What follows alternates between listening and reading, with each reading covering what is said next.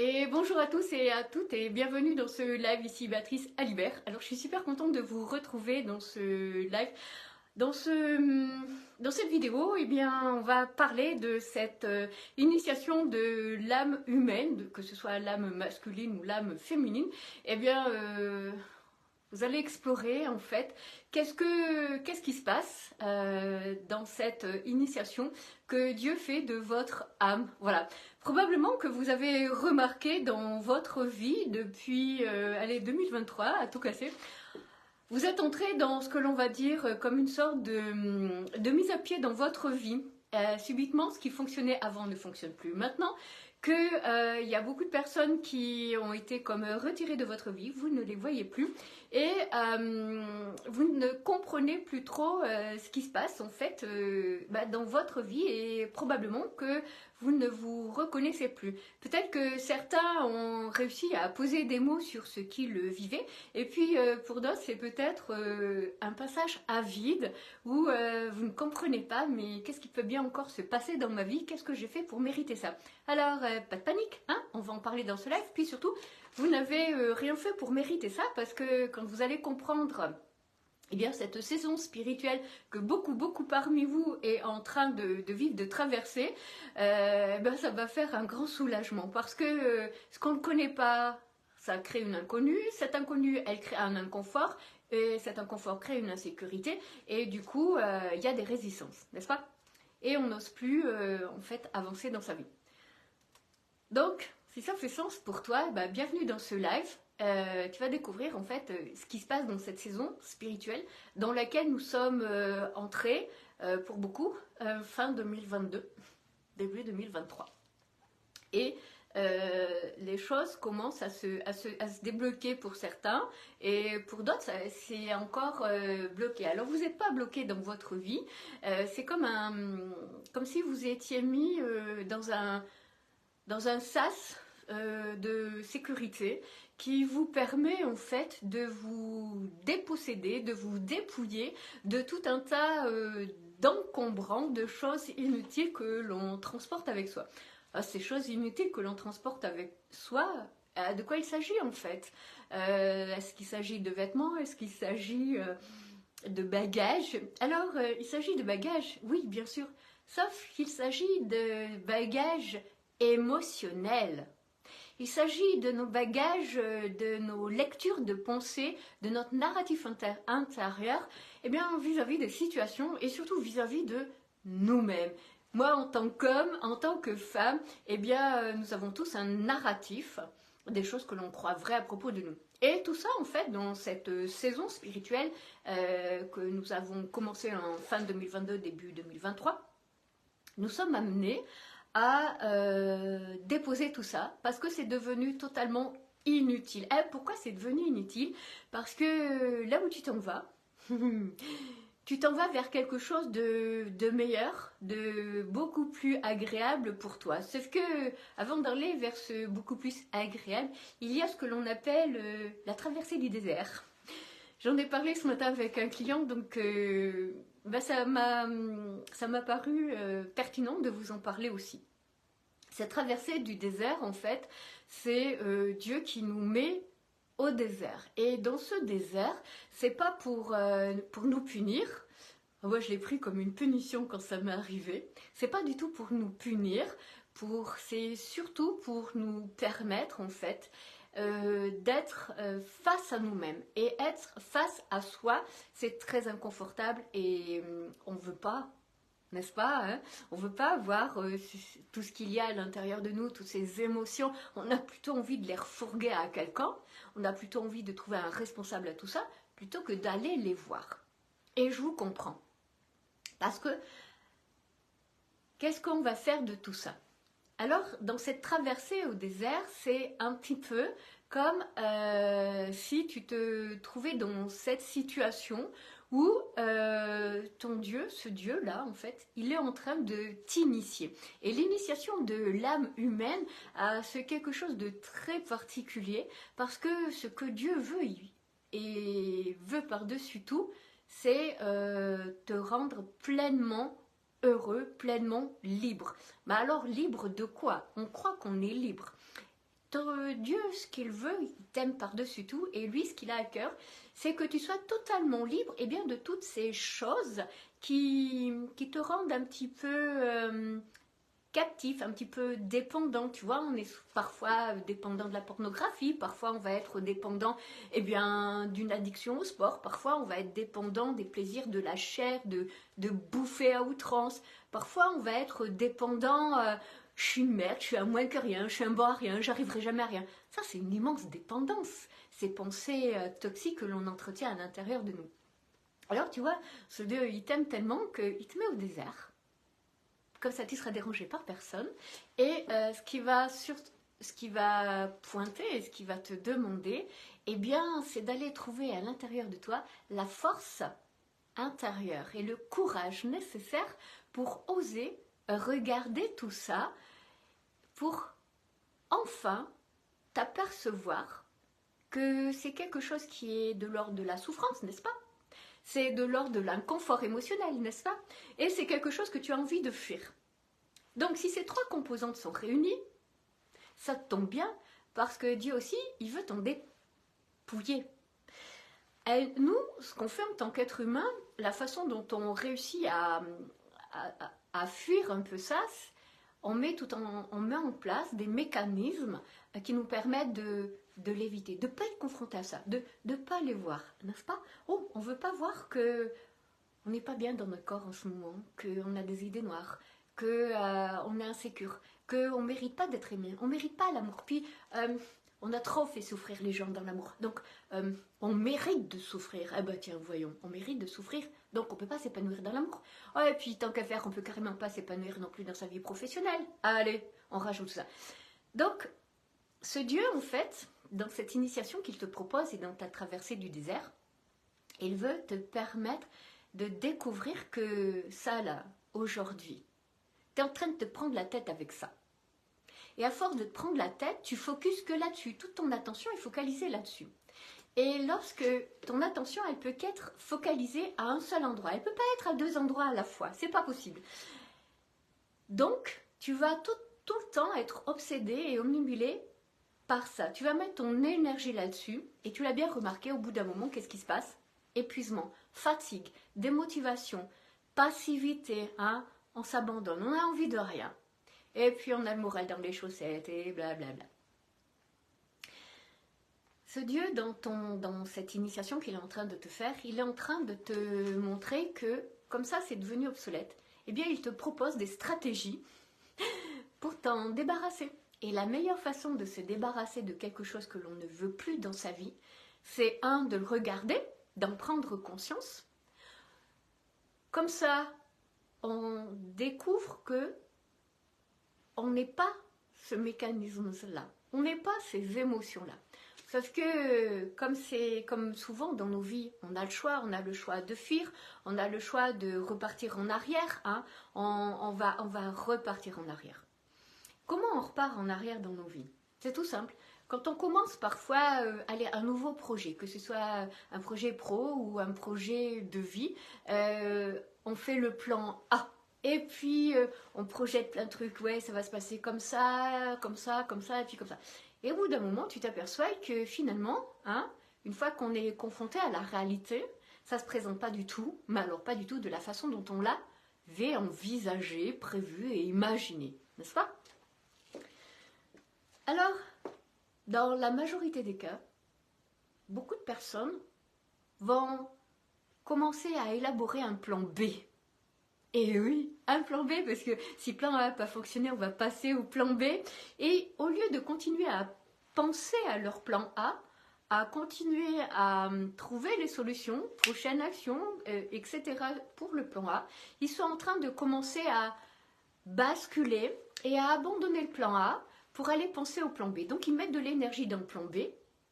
Et ça va se passer comme ça, et puis il va m'arriver ça, puis je vais devenir comme ça. Ah oui, finalement, le plan B, il va mieux marcher que le plan A. Hop, j'arrête le plan A, et puis je commence à me focaliser sur le plan B. Qu'est-ce qui se passe? Il se passe qu'au bout d'un moment, le plan B, tu l'as remarqué, il ne fonctionne pas non plus. Il y a des défis, il y a des obstacles, il y a des résistances, il y a des... Ah, c'est devenu difficile. Ah, c'est inconfortable. Ah, finalement, je vais penser au plan C. Et de plan en plan, eh bien, tu finis par t'abandonner toi-même. Parce que, coucou Ahmed, à force de s'abandonner, à force de négocier avec soi, on fait du surplace dans sa propre vie et on n'avance pas. Quand Dieu il est en train de t'initier, qu'il est en train d'initier ton âme, lui, qu'est-ce qu'il veut? Il veut un chrétien solide. Il veut un guerrier puissant, fort. Il veut pas un guerrier qui a tout un tas de plans sur la comète, plan A, B, C, D, E, F. Il veut un guerrier qui a un seul plan, le plan A, et qui concentre toute son attention, tout son focus à réussir son plan A. Tu sais, dans le livre de l'art de la guerre, je ne sais pas si tu l'as lu, moi j'aime beaucoup ce bouquin, il est très intéressant et tu peux y trouver aussi, eh bien, tu as des modes de pensée, des modes d'agir qui permettent aussi de comment tu peux faire pour arrêter de t'abandonner. Et dans ce livre de l'art de la guerre, il y a Sun Tzu qui est confronté il va avec ses guerriers, ils sont dans des bateaux et il débarque sur un nouveau territoire et il découvre que finalement les gens sont beaucoup plus nombreux que eux. Et pour être sûr d'être vainqueur dans cette bataille qui va les opposer aux autochtones, il fait brûler tous les navires. Tu sais pourquoi? Parce qu'en brûlant tous les navires avec lesquels ils sont venus sur cette île, ils se donnent zéro possibilité de retraite. Ça veut dire que si tu as zéro possibilité de retraite, ça veut dire que tu es intégralement concentré, obsédé par la victoire. Il n'y a pas de retranchement possible et envisageable. Alors, cet art de la guerre, tu vas te dire, Béatrice, c'est un peu guerrier pour moi. Eh bien, je t'informe que quand Dieu il est en train d'initier ton âme, il n'est pas en train de faire de toi un bisounours ou une chochotte. Il est en train de faire de toi un guerrier, un homme, une femme qui campe sur ses deux pieds, qui reprend son autorité. Tu ne peux pas reprendre ton autorité si tu penses à fuir, si tu penses à te cacher, à t'abandonner. Donc, quand tu entres dans cette initiation de ton âme, ça veut dire que il n'y a pas de retranchement possible. Ça veut dire que tu vas être amené de plus en plus à aller reconquérir, à aller reposséder tous les territoires de ta maison. Ta maison, c'est ton corps, c'est ton âme, c'est ton cœur. Tous ces territoires que tu n'occupes plus, qui sont complètement squattés par... moi, j'ai besoin d'un petit verre de whisky, là, tous les soirs. Non, mais moi, j'ai besoin de regarder mon film porno 3 fois par jour. Non, mais moi, de toute façon, il faut que j'aille m'acheter plein de pulls parce que je vais me sentir mieux. Non, mais moi, je suis un bon à rien. J'arriverai jamais à rien. Puis, j'ai pas le droit d'être heureux. Puis, j'ai pas le droit d'être aimé. Et puis, si je déplais, je vais pas être acceptée. On va me critiquer. Alors, tout ça, tout ce que je viens de prendre comme exemple,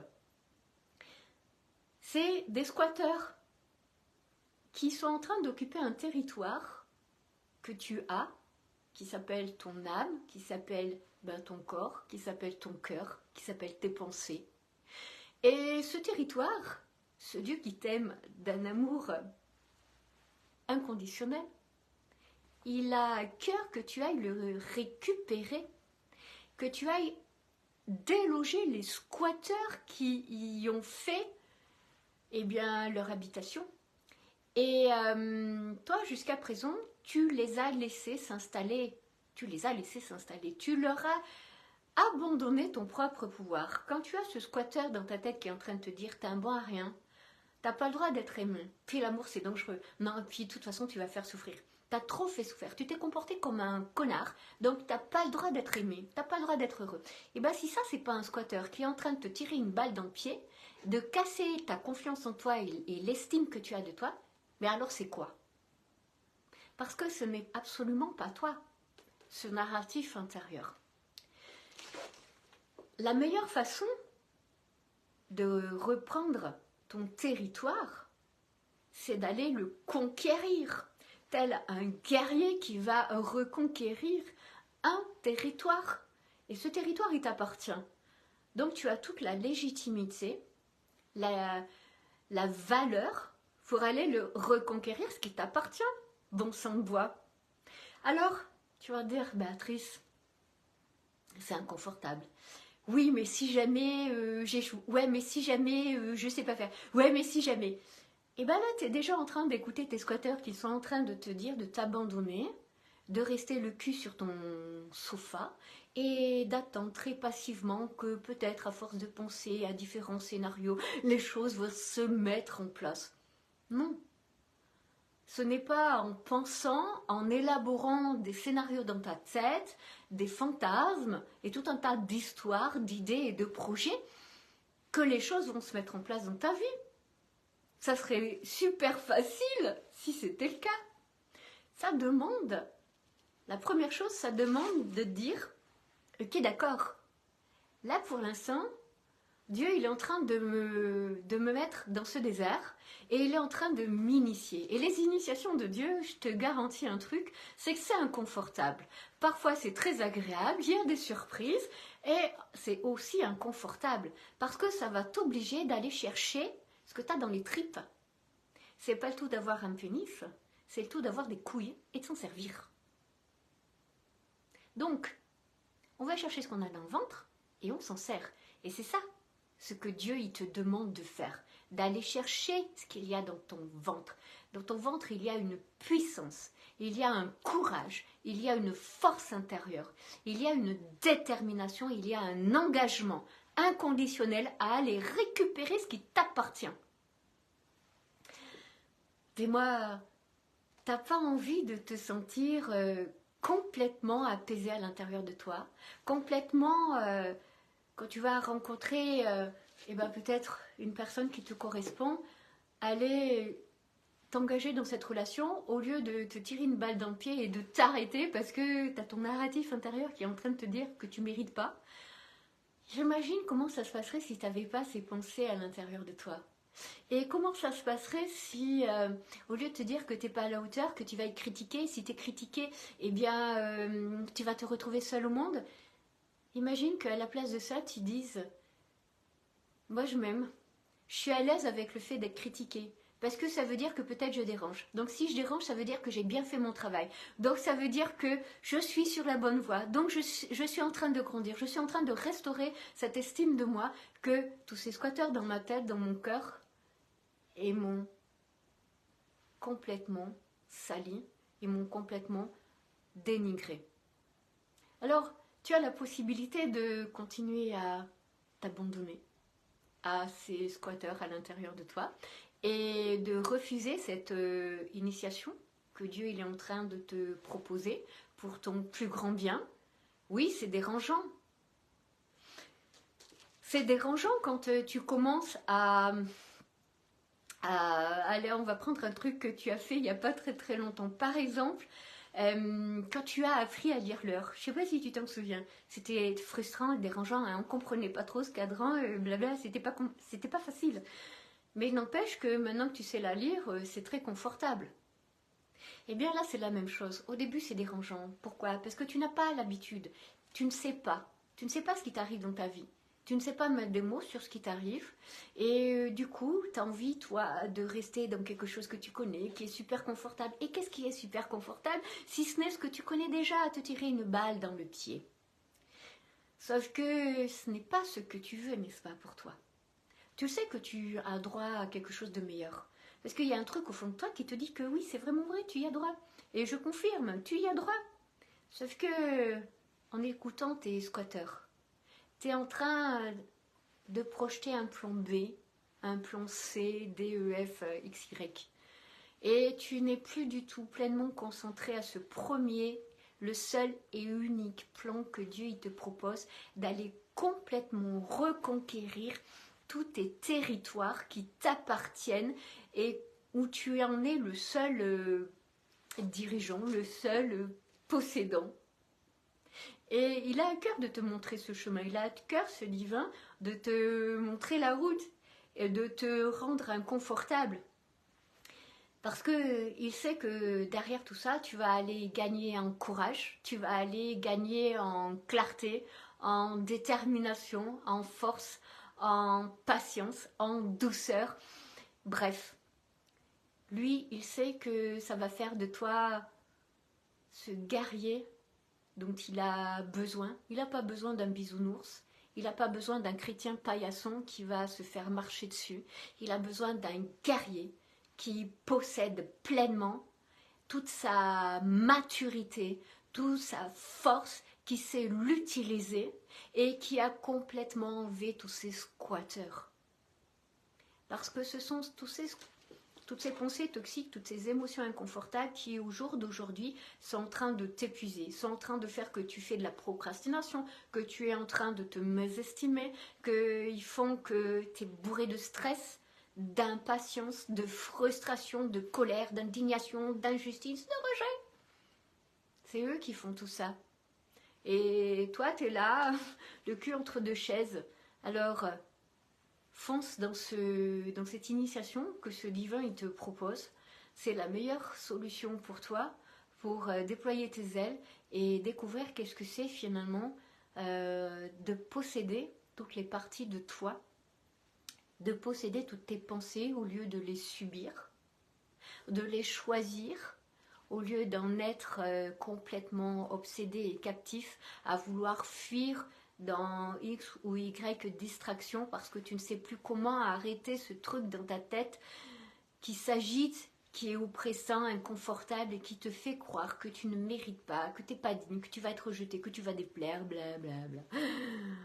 Les autres, ils sont tellement occupés avec leur propre scénario intérieur que finalement, que tu leur déplaises ou pas leur déplaises, ils s'en foutent. Par contre, toi, je suis certaine que tu ne t'en fous pas.